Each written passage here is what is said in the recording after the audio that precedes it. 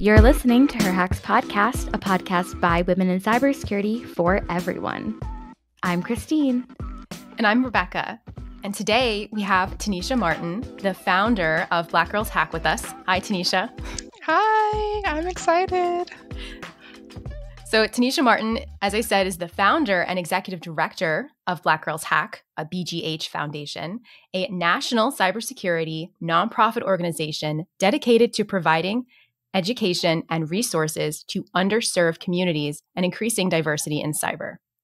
So one thing I really noticed, I looked at your mission statement on your site, and I noticed that you recognize that there are other organizations already catering to women and minorities in cybersecurity, like WeSys. But you're acknowledging that Black women are severely underrepresented in the job force. And you're not only spreading awareness of this issue or challenge, but you're providing upskilling and reskilling with hands-on ethical hacking workshops and training programs. Absolutely. I think for us, we see that there's other people who are operating in this space. But I think that when we look at the numbers, women represent somewhere between 21, 25% in this space. And when you look at African American women, we're somewhere around maybe 2%, maybe. Although I am a big advocate for women as a whole, I'm also more so of an advocate of Black women because that's who I am and what I represent. Yeah, we love that. I love when there's organizations that help highlight specific groups because I think those can be the most impactful. So we're really glad to have you here. And so you kind of touched on this, but our first question is, what led you to pursue founding BlackGirlsHack? I was actually trying to, we've been around for 4 years now. Twitter just reminded me. So happy anniversary to us. And I was actually in the market looking for a job in cybersecurity. I went to school for computer engineering. And so I had been in quality assurance, audit, security world, but not necessarily in cybersecurity. So I was actually trying to transition to a job in penetration testing. And I was having a very hard time. I've got I think at this point 5 master's degrees and my undergraduate degrees in electrical and computer engineering and a whole bunch of certifications and probably 15 plus years of consulting experience. And I was having a very hard time. I wasn't getting any interviews. I wasn't getting any calls back. They weren't even responding. It was the craziest ghosting ever. And I said to myself, hey, if I'm having a hard time, I realize that there are other people who are probably also having a hard time, who don't have my experience, who don't have my education, who don't have my certifications, right? So I was kind of hey, let me, just as a matter of talking about best practices, what are the lessons that I've learned along the way that can help people to be able to, get jobs in this industry. So we literally started as an IG page, and I was just doing, trainings on YouTube, that walking through boxes on Hack the Box and Try Hack Me. And somebody was like, hey, you should apply for grants if you were a nonprofit, because they can support this type of work that you're doing. And I was like, oh, okay. And I didn't know who they were. And so, but I had been thinking about, turning it into a nonprofit. So I went and I did that. And unfortunately, we didn't get done in time to do the grant that they had recommended because during COVID, the backup for, nonprofit approvals was super long. Oh, wow. But yeah, starting a nonprofit is no joke. We looked into that for this podcast and we were like, so much work. So Yes. maybe another time. Right. Because there was a learning curve for us to even found an LLC. So I can't imagine all the paperwork and justifications you have to provide for a nonprofit. Yeah, all of the things. So that's one of the things that I talk to people about because if you look at nonprofits, most of them were started by somebody who's hey, this has been my experience and I want to advocate on behalf of other people like me, right? So it's not normally the case that you have for example, men who are saying you know what, women really have a crappy a crappy life in the cybersecurity field, like we need to just start a whole, nonprofit to make their lives better, right? It's usually Right. the people who are affected by the issue that end up starting them. So like I will talk to people about like, hey, in case you want to go off and your world domination plans include creating a nonprofit one day, this is how to go about that easier. Because the way that I went about it, I actually, applied through a what is it called? Like one of those, like, hey, we'll do this for you as a service. Let's call it Okay. nonprofit Oh, funding as a service. You pay us a certain amount of money. And then I come to find out that the application process for a nonprofit is just like a 2-page thing. Right. And so you're paying them thousands of dollars to fill out this form. So that's one of the things that oh, when I talk to wow. people, because I've created LLCs, I've created nonprofits, like I'm like, hey, um, let's figure out how to do this easier. And easier also means like you don't have to pay $2,000 to a Right. company It's to kind of a make this barrier. happen. It Yeah. is. Oh my gosh. That's like really good information to know. It's hard, like also being the first through it. Like you had to learn the hard way, but it's awesome that you're like, oh, I learned the hard way and I'm not going to make anybody else learn the hard way, which is how I feel like the cyber industry sometimes is, which is kind of Absolutely. stupid. They're like, try harder, work harder. I suffered, so you also have to suffer. And it's like, Yes. no, really, Let's that's make it So easier for others, right? right. I'm Yeah. a little bit older than you guys, and so I can tell you that the culture, over the past 20 years or so before you guys were even like thought of, was that information was power and that you didn't share information with other people, right? So, like, if you started a job and it was like, oh, well, I could show you how to do these things, or I could be the only person who knows how to do things, and then that allows me to, ensure my place here. And I've never operated like that. There are a lot of people, especially from my generation, who believe that, if you have information, then you can use that and, use it from a position of power. And I believe that information should be shared and it should be communally available, right? My current belief, and I think for a long time, has been like if I have information, I'm going to show somebody else so that they can basically take my job, and then that'll free me up. I call it succession planning. But like it I can free love me up that. to, take over the world in other ways, right? Because I've now shown somebody like to how to fill this gap. And then I can, go further. So, but it hasn't, most people, especially older folks, that's not the way they operate. They're like, I'm not going to tell you, I'm saying you better read it or you better get it how you live. But it's not going to be because, I've shared the information so that you know what I know. Yeah. I'm glad that there's organizations like yours that are trying to change that because we need that. Because I think that is also one of the hardest things for women. Because if you walk into a room and you're the only woman or you're the only Black woman, like no one's gonna talk to you. Like we've experienced that where you walk into a room and no one talks to you. And so you're already at a disadvantage because like, I don't know, because you're a girl or I because was you're a like I was they gonna just say I don't was a talk pen to you. tester for at least I think it was 9 months before I saw another woman hacker, like a security Yeah. consultant. Like they would be like project managers, or not that there's anything wrong with those, but I mean like people who are in the ethical hacking field. And I think it was like maybe a year and some change before I saw another Black woman. And that was like literally the second woman that I saw. When you look at a lot of cybersecurity fields, especially the more technical ones, our numbers are not great. And it's not because we're not able to do the work. It's literally just because, people feel like when they think about what the vibes that they're looking for, what's the culture fit, it doesn't typically involve women. They don't think that women are technical enough or, analytical enough or whatever, reason. So, it'll be like, oh, well, I'll ask harder questions, or I'll otherwise make it harder for them to get into, the field, as a deterrent because I don't think that they're a good fit, you know? Yeah. Yeah. I had a TA in college who so he was a TA for our class, but I was his research partner on some undergrad research, but he was a grad student. And he was grading the papers for my class. And he was like, some of you girls just don't try very hard. And I was like, what? And then, I mean, he probably wasn't supposed to show me the grades, but I was like, okay, look at how many zeros boys have gotten. Like, and just let's count.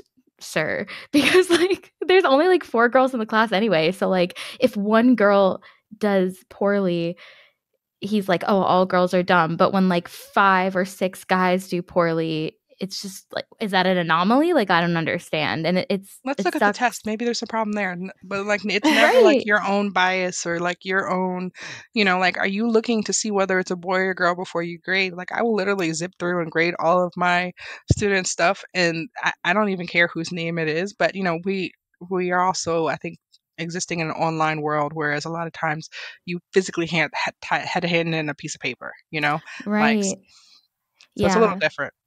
Yeah. I So, think that oh, go makes ahead, it Christine. better. I think being online makes it better because you can be a little more like anonymous. And yeah, because yeah, I feel like there definitely was frustrating. I felt like there was his own biases coming into it, and it's like I'm not the representative for all women if I get a good grade or a bad grade on a test. Like, And that's a crazy thing, because people may have had like an experience, for example, with a woman where they're like, oh, there was a woman who got a 0, so like that informs their perception of how future women are going to perform. And I think within the cybersecurity industry, like, you know you have to take things for what they are, and if there is a person who maybe wasn't great at something, that doesn't mean that all of the people who are in the same categories, or the same identifiers, are also going to have that same issues. And I think that when we're talking about like what BGH is trying to do, we're talking about inclusivity, having an open mind, removing some of these biases so that we can start to see more women,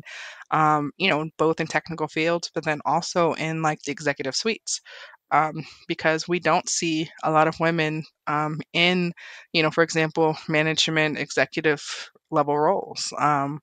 And it's not because we don't have a knack for it, or we don't have the ability to lead at that level. It just has to do with, again, those same biases which have kept a lot of the industry's others out of the field.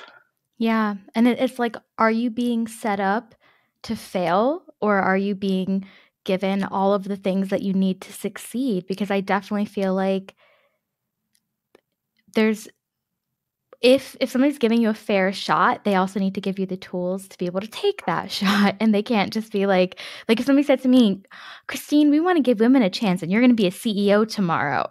I would fail spectacularly because I have no training in that. And so I love that you are trying to equip people and you're like, I'm going to give you the tools to get into this field and to be successful, and like by offering training and offering things that they normally don't get. I feel like that's so important because you're giving And for free. everybody. And for Yeah, free. that's amazing. Like you're Yeah. giving everybody that shot that they need. Especially when I was in college, I feel like the hands-on workshops and hands-on training that I did made a huge impact in my ability to be job ready. And I think that that's a thing that you can miss if you don't go to a school that offers a lot of extracurriculars or things like that. Absolutely, because like I mentioned before, like I've got a million degrees, and the reason why I kept going back to school was because I wasn't getting the hands-on skills that I needed. I Mm-hmm. went and did a degree in digital forensics, and I'm like, this is not giving me the hands-on that I need. And I did one in cybersecurity, and it's not, and this, I didn't go to like the corner store, university or anything. No, I went to reputable Carnegie Mellon. universities who did not have, hands-on, I never even heard of a Cali box through most of my education. And it was never like, hey, we were taught anything, about offensive security or defensive security, or what I'm saying, we're taught, risk and CIA and things of that Yeah. nature, like theory, and not necessarily practice, not necessarily hands-on skills. And that's one of the things that we are trying to do very heavily within BGH, is to provide for everybody hands-on training so that they can, supplement what they've already learned as far as the theory and maybe their education. Yeah, I think that's a really great point because you mentioned also, as you went back to school because you feel like you really weren't as job ready as you would like to be. What advice would you give, particularly for Black women or women in general, just starting in our field? I know we kind of covered the hands-on workshop trainings, but maybe just kind of give us a good summary of that, I what you would would say recommend. Find all of the networks and meet all of the people. I am not a big fan of people in general. I'm very much so an introvert. So, like, I don't necessarily want to ever talk to anybody by choice. And I thought that, I could out educate and out certify and out all of the things. And then that's going to be the way that I was able to, allow myself to kind of like rise to the top of the applicant pool. And I can tell you that that is the exact wrong way to do it, right? Not only is it very expensive and a very much so waste of time, it's not, the best practice, or it's not the most efficient way to get into the industry. I think more important than all of those things is having a network of people, having support people. So I would suggest that you join, not just, Black Girls Hack, which is open to everyone. You don't have to be a Black girl, but that you join all of the other organizations. You guys mentioned WESIS. I would also recommend, like Women's Cyber Jitsu, or like there's a lot of other nonprofits that are in the space that are open to people, to come out and hack and do all of the things. And once you join those communities, let them know what it is that you're trying to do. I tell people to basically work on your brand, even when you feel like you don't need a brand because you're like very new. Work on your brand, figure out how you're going to identify yourself. Because when you talk to people, you tell them, like, hey, you know, I don't know if you guys remember, but like in the early stages of like, COVID and the lockdown, people were very much so on. I can't think of the name. Clubhouse, that's what it was. Right. They were very much so on Clubhouse. And then, I basically had my elevator speech, and I would tell people, like, hey, I'm the founder of Black Girls Hack. We provide training. This is all the things that we do. This is what I'm interested in. And it got to the point where people who were connected to me on social media would be like, hey, Tanisha, did you hear about this thing? I heard about this grant that's available. I heard about this program that's available. You can partner with this organization. These people are looking to, fund something. And it would be like, instead of me just relying on my own, 2 or 4 eyes to see what's in front of me, I had like basically the reach of, hundreds, if not thousands of people who were, not just on the lookout for me because they knew what it was that I was trying to do, but I also had people who were helping me. And helping to advocate. And then, we grew. When we started, it was obviously just me. And I'm like, I'm going to make a difference and I'm going to save the world. And, all of the lofty things that, you start off with. And eventually we grew. So, we've got, I think it's somewhere close to 100 volunteers now. We've got, thousands of members. And across all of our social media platforms, we've got, I think it's something like 25,000 people across all of our social media that Wow. are following Amazing. us. So it's like That's this all awesome. started from me saying, hey, I want to make it easier for people who look like me to try to get into the field. Whether that be women or whether that be Black women, I'm like, I want to try to make it easier for them. And it's definitely grown because, as I started doing the classes and the hands-on workshops, people were like, hey, I want to learn the things too. I've been wanting to do this, or I wanted to participate and capture the flags, but I feel like I don't know enough.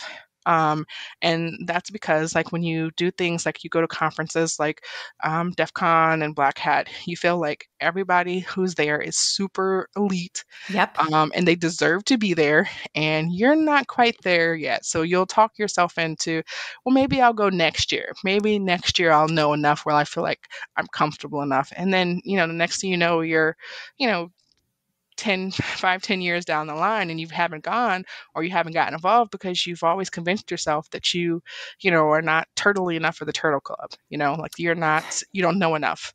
And Yeah. I advocate for women to get out of their own heads and apply for the jobs and meet the people and do all of the things and tell people what it is that you're trying to do, because then that extends your reach and your ability to do things. And I find that, for the most part, for as much as I do not like people, some people will surprise you.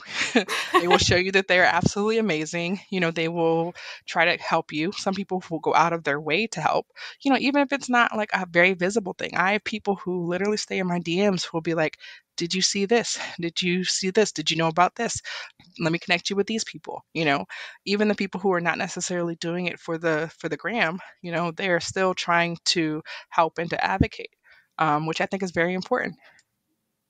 That's awesome. Yeah, I had a thought. it took me in my first cybersecurity job, I had an IDA license, and it took me 1 year to be brave enough to actually like open IDA and try reversing, because everybody made it seem like it was this terrible, scary, hard thing. And now like I identify as a reverse engineer and I love reversing.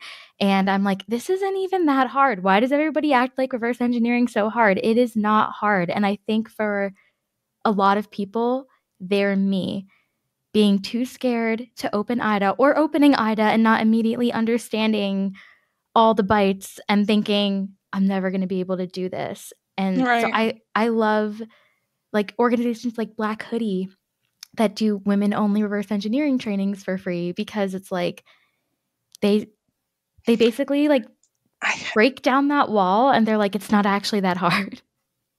I actually saw Diana Initiative, their executive director, she has a list that I think I saw on Blue Sky that was like, oh, hey, check out my information security conference list or whatever, and Black Hoodies was one of the things that were on there, like, oh, check out these things. And that was the first time I saw it, but I'm taking this as a key or a cue that I need to like write it down and actually go and check them out, because we can connect you. Oh, that would be absolutely amazing. Yeah, Christine and I met at Black Hoodie. This is actually the origin story of our podcast. We have an in with the founder, Marion. So Christine and I have actually talked. So we know that there's been some challenges that Black Girls Hack has faced. One of them being Zoom bombings on some of your technical trainings. I was wondering if you wanted to kind of get into that. Yeah, absolutely. I think like a lot of people during the lockdown, we were doing a lot of our things on Zoom, and because I wanted it to be open to everybody, I would literally drop like on our socials, like, hey, here's the code, here's the meeting, and because again, I wanted people to know that you don't have to be necessarily a Black woman, because a lot of people feel like, hey, like I will get so many emails from people like, hey, I'm a white guy, can I come and participate? And I'm like, why wouldn't you? And but the assumption is, because the organization is called Black Girls Hack, that you only have to be a Black girl. So anyway, like I would post them so that people who maybe were too shy to come and join our community, if they wanted to just drop in on the trainings, that they could. And this was before, Zoom started actually monitoring social media, and like now they'll actually send you a message like, hey, your password was dropped on a social media site. You should change it immediately, because, this is a thing.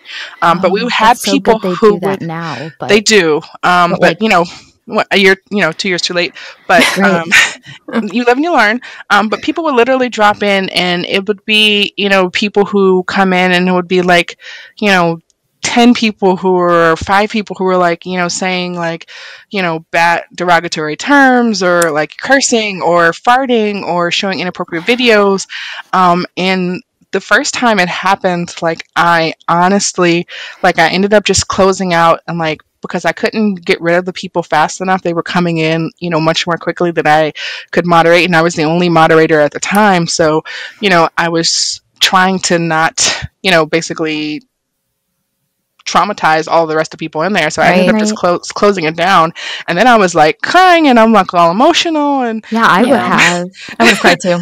But then it's happened to other people as well. So we stopped putting our passcodes on things, and then you have to actually be logged into like a meetup or in our actual space in order to get the codes. But it was a whole thing, and I don't necessarily think that it was necessarily just because we were a Black organization. I think it was just people who were like, hey, I'm going to spew hate on, whatever it is that they're not, and like I said, if it had been just one person, then, it wouldn't have been that serious. You block them, you move on with your day. But like, it was like a raid almost, like they jump from place to place on like Twitch or, YouTube. It was like so many people who just descended upon us, and it was absolutely crazy. People suck. And honestly, they do. I don't want you to kind of gaslight yourself and think, well, maybe it's not just because it's a Black women's organization, because honestly, It might be. I think it is. And like, I mean, women receive a disproportionate amount of hate online. There's been so many things where like a lot of women's groups have had to leave Reddit, but I think Black women's groups are even more disproportionately attacked and affected. I mean, Lizzo can't even have her social media open anymore. Absolutely. It's so annoying. Did you see, so we did, we had our first GirlsHackVillage at DEFCON last year, and there was a tiny mic recording that was posted on DEFCON's page, and I was interviewed. And I was so excited and happy, and it was such a good video, and I watched it back, and I'm like, oh, this is great, it sounds great, don't look crazy. And then I looked at the comments, which you should 100% never, look at the comments. And people were so, like, it wasn't about the fact that, hey, we were bringing a girls hacking village to DEF CON, one of the largest cybersecurity conferences in the world. It wasn't that, we were trying to, increase diversity. We're trying to change what the field of cybersecurity looks like. It was like, oh, DEF CON is woke, and why are they allowing this? Or they shouldn't be allowing these villages. And, it was absolutely, and then, horrible. And it wasn't focused on like what it was that we're trying to do. It was just more so like, hey, this is a Black group. Why would you allow them? Or why would you, this was a girls group, or, it used to be that you just, had to be a hacker and you had to be good enough. And now they're just letting anybody in. And it was absolutely freaking like horrible. And, like for me, I do things to try to like help people. But like I mentioned, I don't necessarily like people, so it didn't necessarily help, and there's so many days where I just want to be like, I'm tired of people, I'm tired of peopling, and I don't want to do this anymore. Like there are days where I will literally call like, some of my friends who are other nonprofit, executive directors or people who run them, and I'll be like, hey, life sucks today. Why do we do this? And then, they'll give you the motivational like, hey, you're making a difference, and or somebody will send me a message like, hey, you helped me get my first job, or you helped me, whatever, and then that'll give me enough fuel to make it another week until I have another meltdown, and I'm like, I don't want to do this anymore, because it's hard, trying to deal with being, just my identity in this space as a hacker, right? And then having to deal with so much hate, for people who are like, hey, why are you doing this? White men hack too, how people say that on Twitter, or, like men hack too, or, and they'll be like, what the fuck? We'll bleep that out, but but I think that we see the same types of themes in like the world at large, outside of the cybersecurity industry. So it's not like it's something unique to what it is that we're trying to do.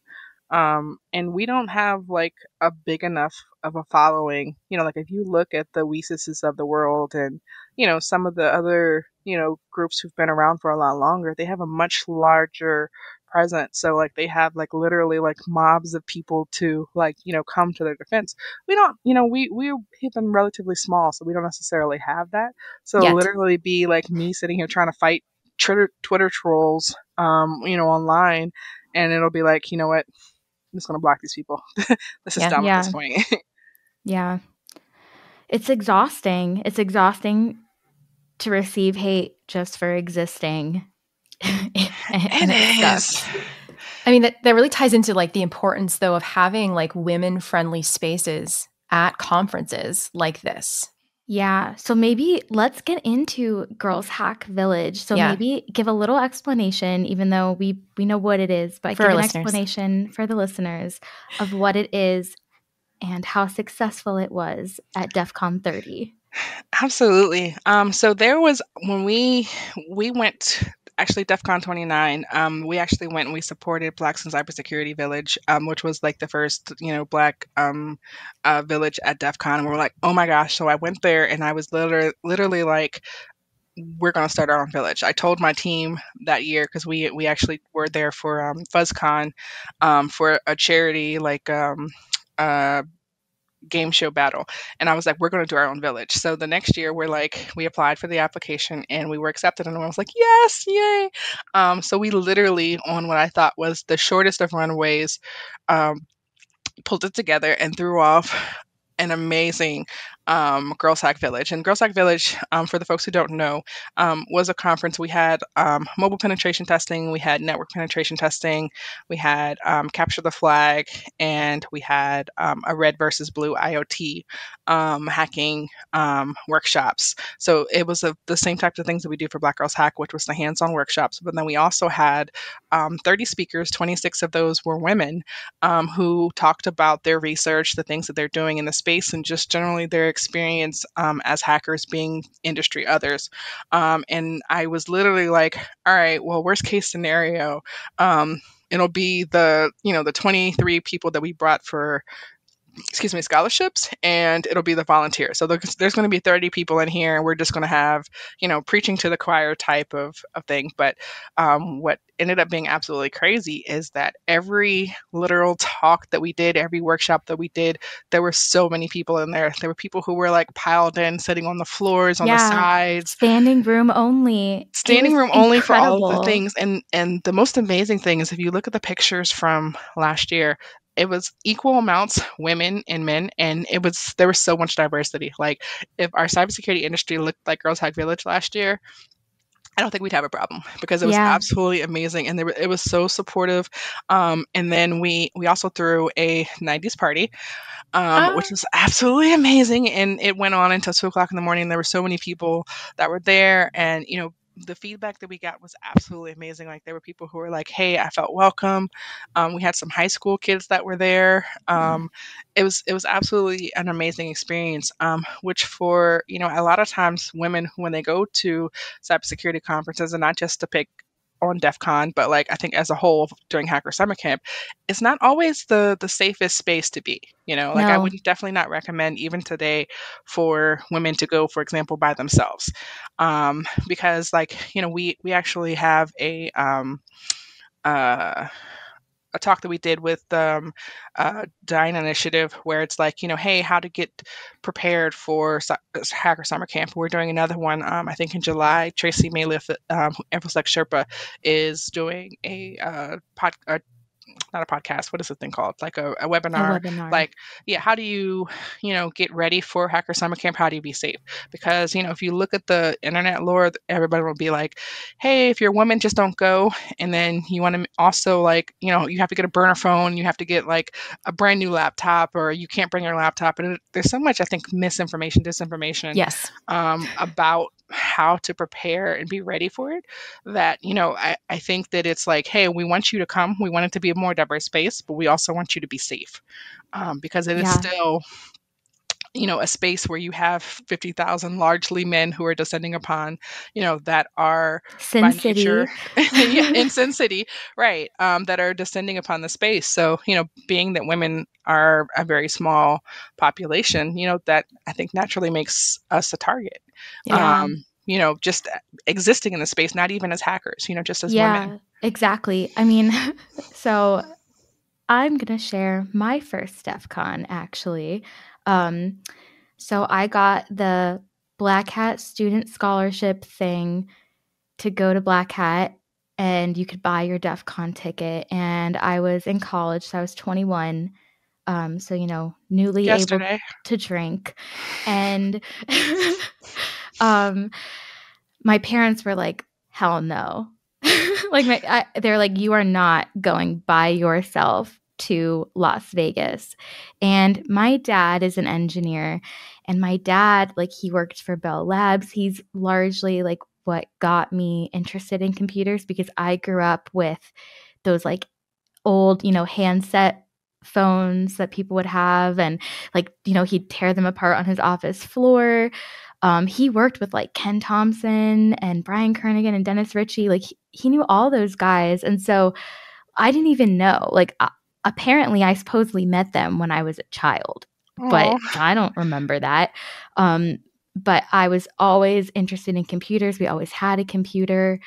I had like computer games on CD-ROMs. And so my dad was like, because I was like, I have to go. I have to go. I want to work in cybersecurity. My major was computer engineering, not in cybersecurity. And I was like, I want to get a job in cybersecurity. And I feel like this is my only shot because I have no idea. Like, nobody could give me any advice because nobody at my university knew anything about how to get a job in cybersecurity.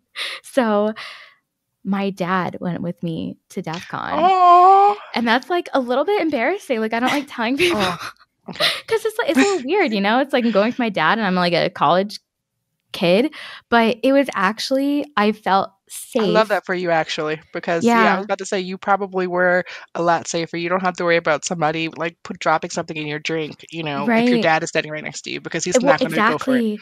Nobody, like, people were not approaching me. Normally, Rebecca and I joke that people always approach me. I think I just like, I don't know if I make too much eye contact or what it is. People just always come up to me and like say weird shit to me. And like, it's annoying. And so nobody approached me. Or if people did start talking to me and then like my dad kind of came over, they like got a weird look and walked away.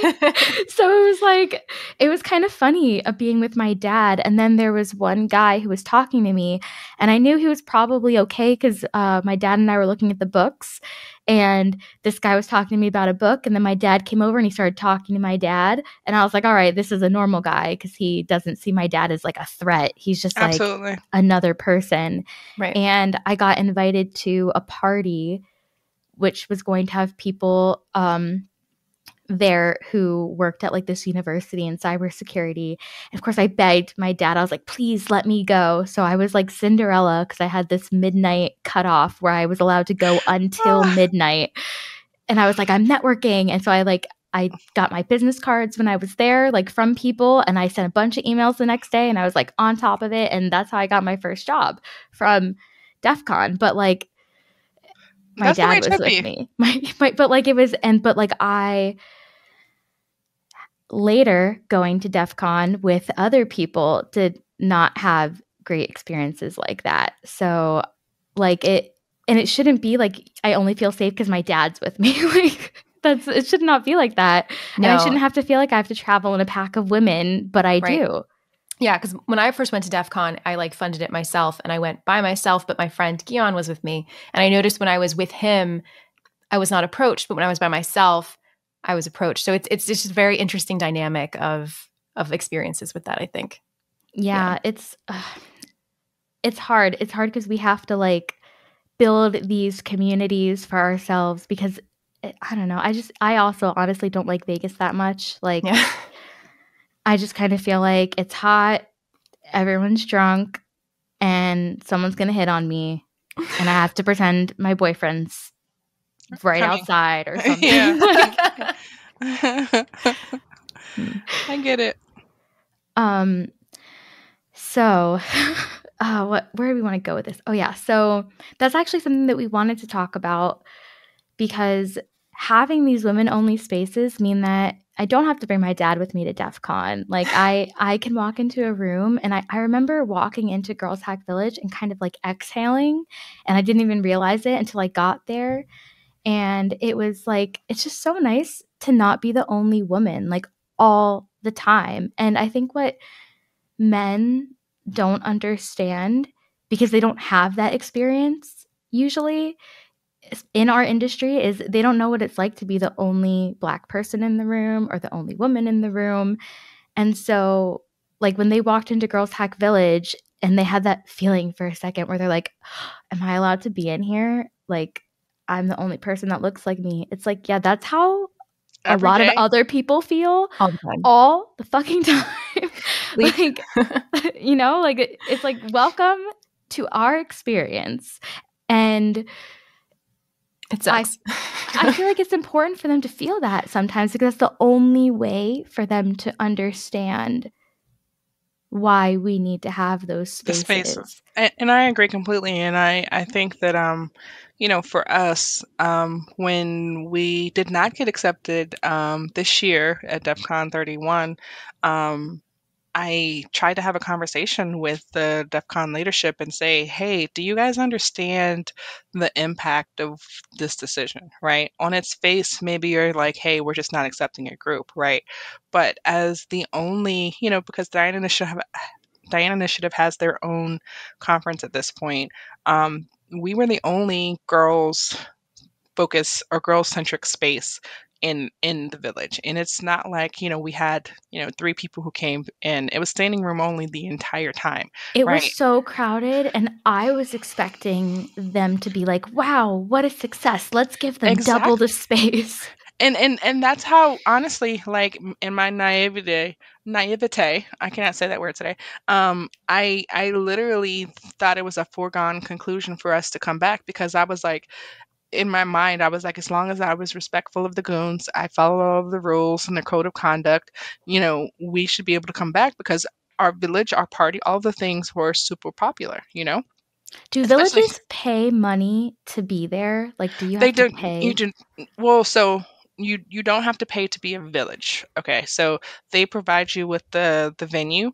If you want to, for example, go to like a vendor space to sell swag, you have to pay in order to do that. So you have to pay for this physical space, that you are occupying. Like, for example, over in, I think it was Caesar's Forum last year, you had to like pay to basically be there to be able to sell your things. But Gotcha. for the actual village spaces themselves, you don't have to. Um, Gotcha. So I feel like Girls Hack Village brought them some income as because there was some vendor stuff, but then you brought them, at least to me, like the value add for like villages and talks is you're basically giving free content and free entertainment for all the people buying tickets to DEFCON as a whole. yeah, and the other financial piece to that is that we brought 20 or 30 so volunteers. It was 71 people altogether that we brought to DEF CON last year. We Wow. spent, I think, somewhere north of $30,000 on DEF CON tickets alone.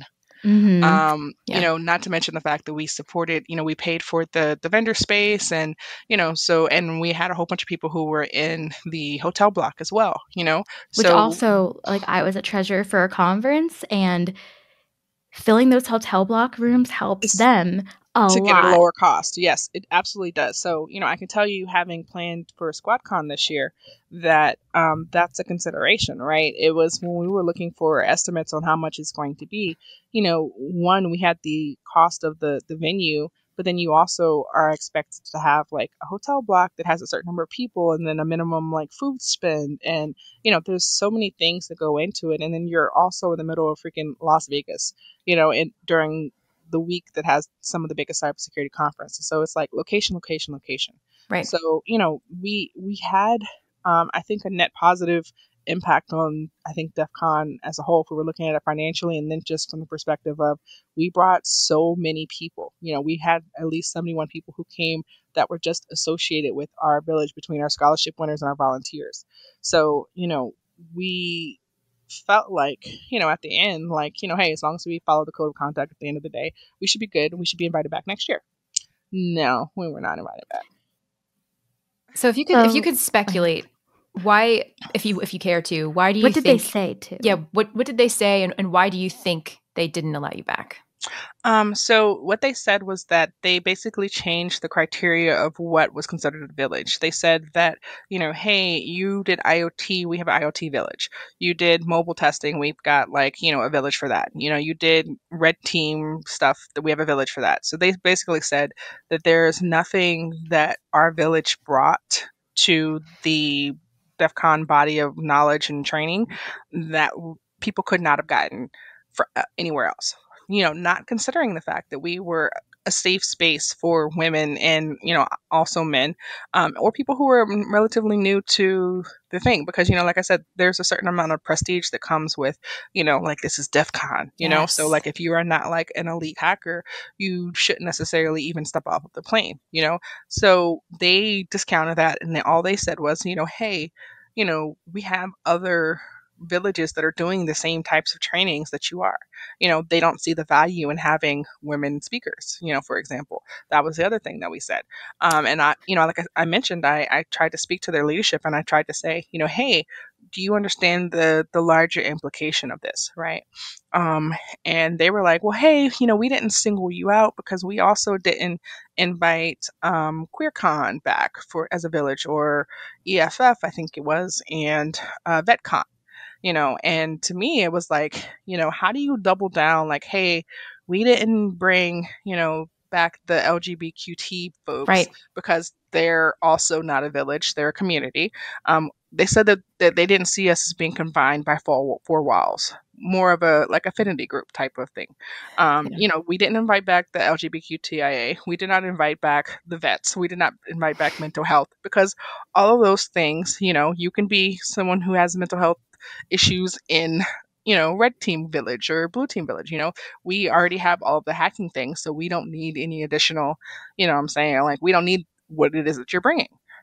And they at some point were like, well, hey, but you can still come and sell things into in our space, in our vendor space. So you can still pay us That you a pay money fee. for, right? That you pay money for. No, so after some conversations, they eventually agreed to give us a bigger table and that we would not have to pay. But initially, Nice. their thing was like, how you can still come and be in the vendor space. But we had started planning for a 3-day mini conference the month after DEF CON ended. Because like I mentioned, by the time we got accepted last year, our runway was super short. So like we literally put together what was a wildly successful conference in a matter of like a month or so. And I was like, we're not going to do that next year. Next year, we're starting literally, you could take a month off, relax the month of September, and then we're right back at it. And we will have literally been meeting, nonstop since, October, to plan for what we thought was, GirlsHackVillage at DEFCON 31. But because we didn't get accepted, it is now GirlsHackVillage at SquadCon, which is going to be our own conference. And like I mentioned, we have now the venue costs and the food costs and all of the Yeah. costs that would typically have been handled by DEFCON, Yeah. for their villages. So we have to basically cover all of those things. To me, so I only knew about Girls Hack Village not being able to come back, and now finding out that like QueerCon and Mental Health Village and all these other villages can't come back, that just makes it worse. Like that's not better. That's like, oh, I thought DEF CON was moving towards something better because DEF CON originally used to be not welcoming at all. They used to like, I think they would play porn or something during DEF CON CTF. Like it used to be, and there's the booth babes at Black Hat. It was not welcoming and it was toxic for women. Like women would not want to go to DEF CON 20 years ago, I don't think. And having all of these villages to me is like, oh, we're changing the space, things are changing. And to take away Girls Hack Village to me says we don't care if there's any women in the room or not. Well, and honestly, and this was, I don't know if this went into their thought process, but so it might be speculation. They're like, hey, we still have, for example, hackers with disabilities. We have Blacks in Cyber. We've done our diversity check marks for the year. They can't accuse us of being, whatever, because we Oh God. cherry picked I have some. Black friends. What they're that, saying. that is the vibe that I got. And for me, I had so many of the other villages who also did not get accepted. There were other ones as well that did not get accepted, who were fed the same line about we don't consider you a village anymore. And then they put out a new thing that I think was called like communities, which was basically like a glorified like vendor space. But my issue is that when someone shows you who they are, I think that you should believe them. Yes. And for as much as we've seen attempts to be more inclusive, there used to be a running joke that there was never a line in the girls' bathroom. Last year, at least where we were at, there was definitely some lines in the girls' bathroom. There was quite a few people in there, and for them to do that, I know that there are some sponsors that pulled out of other things that were related to DEF CON specifically because of the fact that they're not trying to be inclusive. And frankly, it seemed like because like I said, I tried to reach out, tried to have conversations. I'm like, hey, I'm going to give you a chance to make this better. They kind of like doubled and tripled down, and it was like, we don't want to make it better. We are fine with the decision that we made. And I don't think that they've to date said anything about the fact, because at the end of the day, when you're a monolith, do you necessarily care about what a group that maybe represents 20 or so percent of the hacker community, even though it's 50% of the world, do you care what it is, how they feel, like in the Right. grand scheme of things, we're small guys, we don't necessarily matter. And I Yeah. think that, one of the things I know I appreciate is that when we stepped out on faith and we said, hey, we're going to have our own conference, we're going to, we don't need a seat at your table, we're going to make our own, you know, our sponsors came and, they supported us. They came out and we ended up with a super short run that way. Again, so, next year I'll be saying the same thing, like, we will not be doing this next year. We're going to start planning early. But, we have been able to, at least be able to cover the cost of, us having the event. We may not be able to bring as many people as we brought last year and do the things that we did last year, but SquadCon is happening. So I'm super excited. Tickets are on That's sale now. awesome. Yeah, Yeah. so let us know, what are the dates and the location of SquadCon? Yeah. And what is SquadCon? Give us- Yes. So SquadCon, we actually had the opportunity to say, hey, this could just be Girls Hack Con or Girls Hack Village Con or something like that. And we chose SquadCon instead because the members of our organization, since it started, have been called our squad. And even though we're a girls organization, I get a lot of times people who are saying, hey, I'm a white guy, can I come? So we called it SquadCon because we wanted it to be reflective of the inclusive community that we're trying to, basically build. And we wanted everybody to know that they can come. Like, the founding principles, the values behind it is still absolutely the same. We're showing people that you can do the con experience differently, that you don't have to continue doing the same things that you've already done. We can do things different. We can have more women. We can have more diversity. We can be the change that we want to see. So we've still got, a bunch of amazing women speakers. So we sent out our first speaker acceptances today. I think so far, I think 60% of the folks who got messages were women. So it's still like trying to promote, inclusivity. A lot of times women don't even get an opportunity at larger conferences. Right. And then it's 3 days, so it's August 10th through the 12th. It's at the Industrial Event Space, which is off the Strip, but we will have a shuttle that is going from the Strip to our industrial event space where the conference is, and then it'll also go to our hotel, which is going to be the Strat. And they've newly renovated. We went and we visited it 2 weekends ago, and it was absolutely amazing. Comfortable space, and it was nowhere near as sketchy as I imagined. No shade to them, but because it's off Strip, I was like, oh well. So we were able to get some absolutely amazing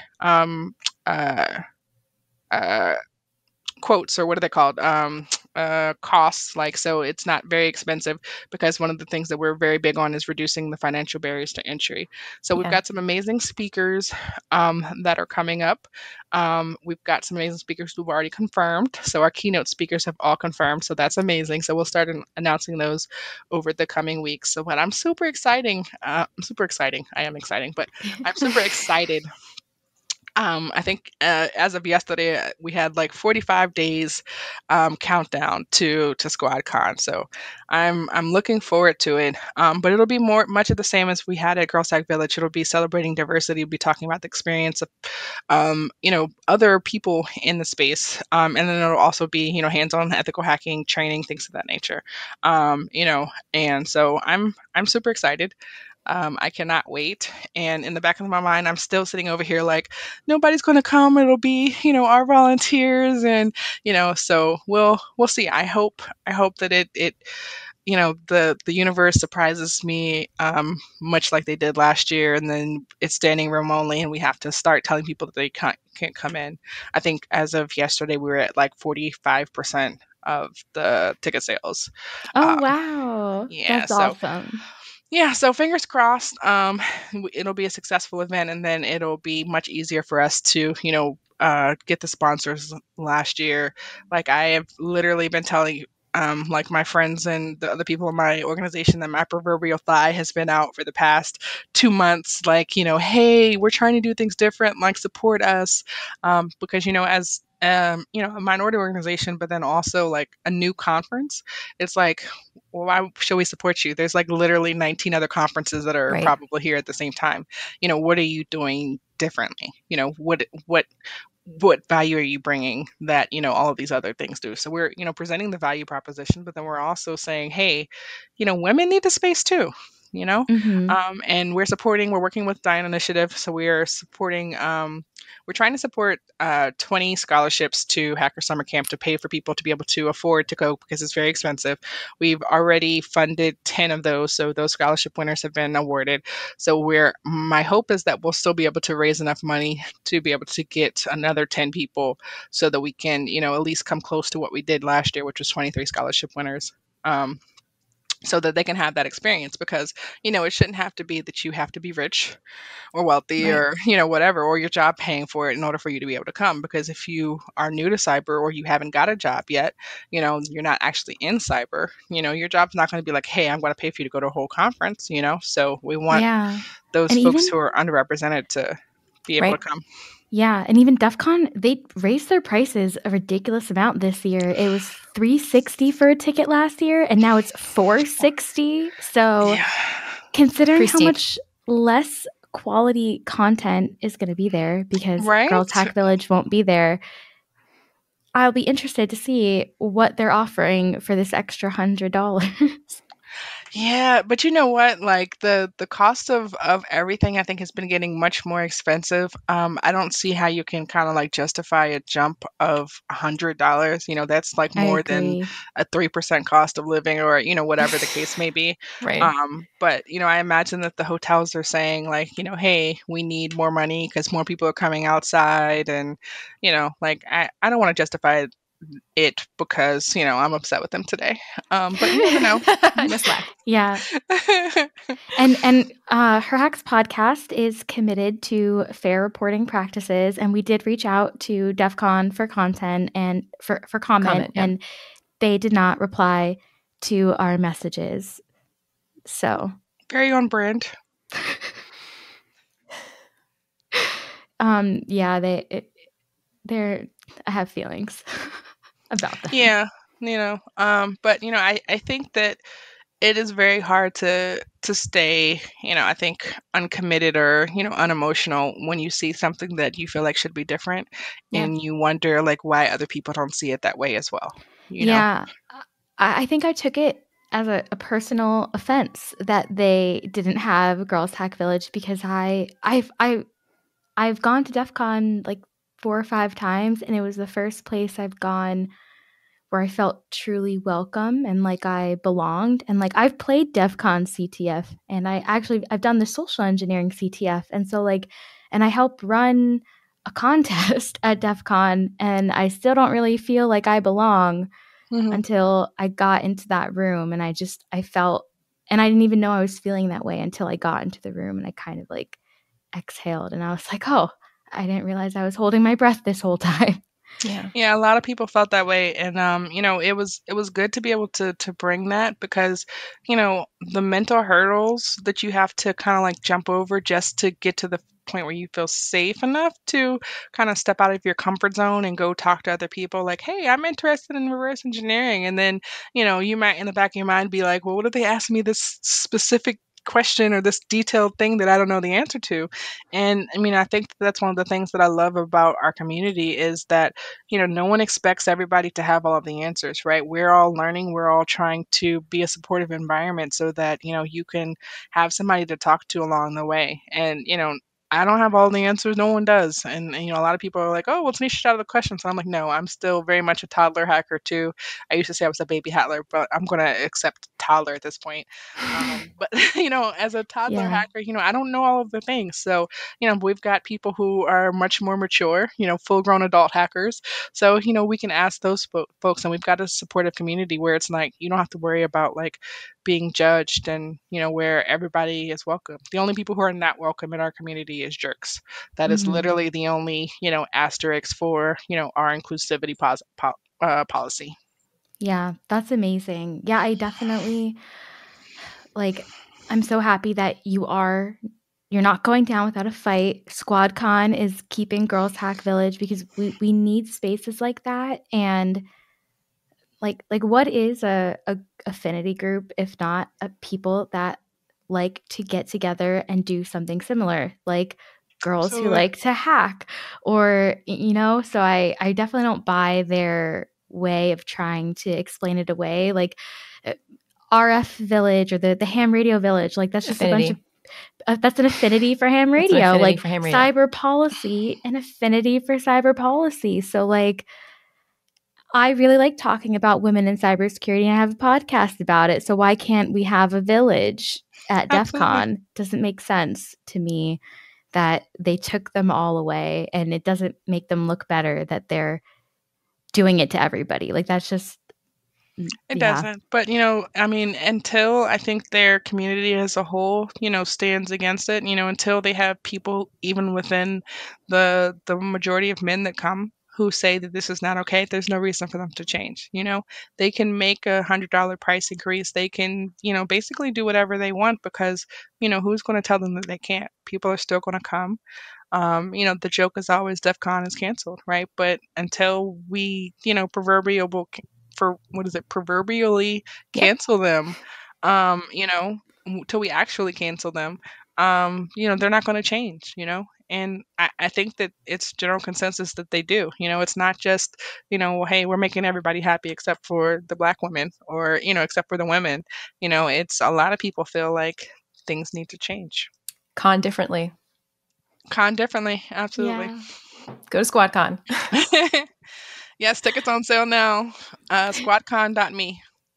Well, we know that we never can see the future, but we would love to know, where do you see Black Girls Hack heading over the next few years?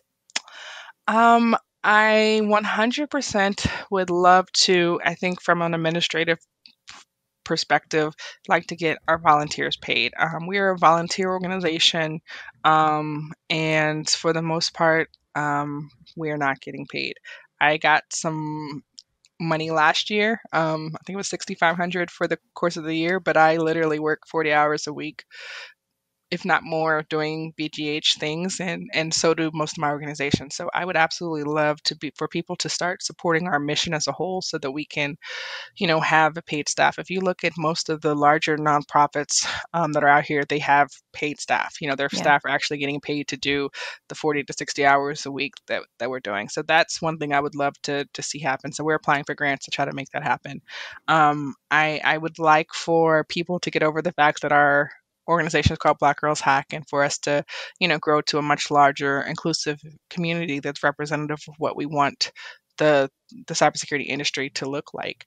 And I would love for us to continue to continue expanding our training programs, so that we can, continue getting people trained up. And lastly, jobs. I want to be able to have a pipeline for employment to get people. So, once we get these people and trained, we can work with the employers to say, hey, now that we've got them trained, they've got the certifications, they've got the experience, let's get them a job.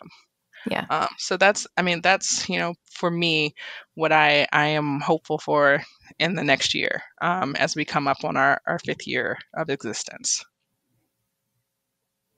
That's awesome. That makes me so excited. I'm so excited for the future of Black Girls Hack and SquadCon.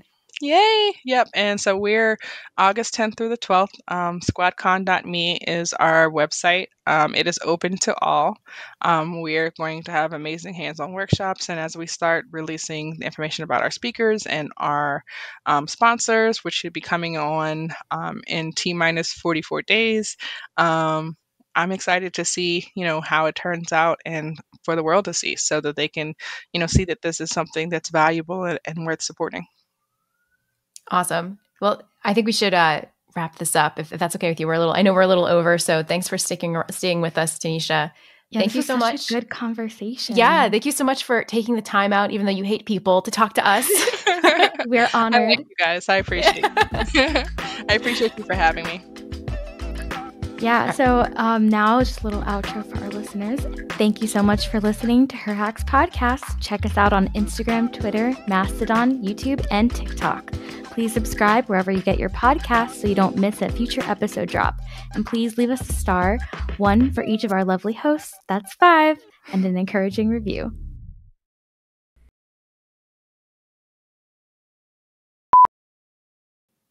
That's awesome. Yeah, I had a thought, but then it... Oh yeah, I'm sorry. no, you're fine. No, I have ADHD and there's like an Adderall shortage, so I'm a mess. So I couldn't find my shirt that I wanted to wear, not this one. So I remember. Oh,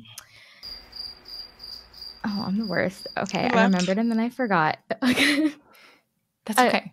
We can move on, and then if you think of it, just interject. Yeah. Next question. So, Smooth.